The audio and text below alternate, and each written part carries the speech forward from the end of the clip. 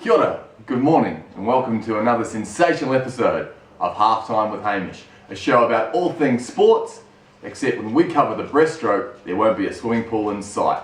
Now, to recap on yesterday's Rugby World Cup 2011 matches, the big game last night was England versus Argentina. Now, just to recap a few of the big moments of the match, we saw the front rowers kissing, so some real strong stuff coming from those two sides.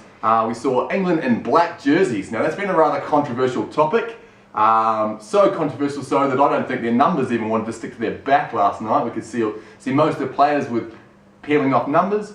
And I started to think that they had some sequins on their jumpers. Did anyone else watch the game and think they had some sequins there? I think so. Send us your comments. Another big moment of the match, the streaker in the 57th minute. I think that was probably about all the highlights we saw last night. One try scored late in the piece to the replacement halfback from England. England coming away 13-9 winners in a game that was really overshadowed by some poor kicking. Johnny Wilkinson kicking 3 from 8. Rodriguez, the fullback from Argentina, kicking 2 from 7. Quite a shocking display from both kickers there. Yesterday also we had Scotland taking on Romania. Scotland taking that one out 34-24. Probably not the performance they were looking for. Romania not exactly one of the heavyweights in their pool. And another match, France v Japan. A thoroughly enjoyable game, I thought.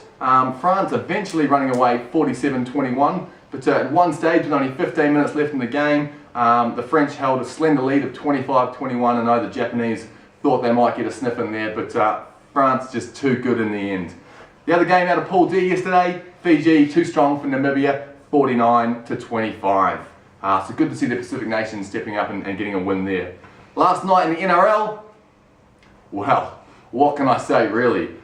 Broncos were just too good for the Warriors last night. Just poor hands. I don't know what was going on there from Big Manu. Couldn't seem to pick up anything. Bit too butterfingers, bit reminiscent of the Parramatta game back in 2007. Hopefully it's a bit of a work in progress for the Warriors. Now relying on the Storm to beat the Knights to give the Warriors another life in next week.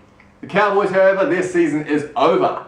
They were leading Manly until the 52nd minute of last night's game. Then Manly came home, roaring home, to take that 42-8. So a very one-sided scoreline after a pretty tight first half.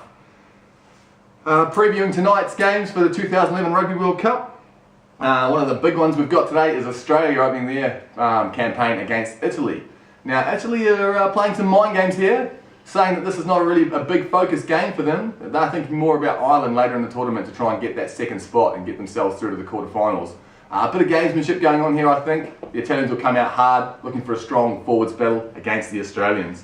Another big game today, September 11th of course, being the 10-year anniversary for the 9/11 terror attacks. So the USA playing Ireland. Now this will be a really interesting game, I think. The US, they're big improvers. They've got a lot of talented sports people coming out of the US of A. Obviously rugby's not high up there on the priorities list, but once that is to be the case, I think you'll see a really strong performance out of the US side. So there could be a bit of an upset on the cards there with the 10th year anniversary. So again, looking for smoking the betting stakes. Have a look at the USA.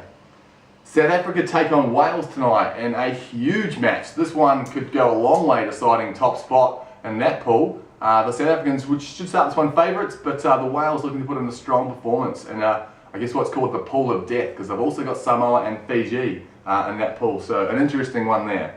Tonight's game for the NRL, the Storm versus the Knights. That's the 1v8 battle. You would think the Storm are going to be too strong here, and the Warriors would certainly be hoping to think that the Storm will be too strong here. My money would be with the Storm, but the Knights are in some good form coming late in the season, so you never quite know there. So let's hope the Storm can get up.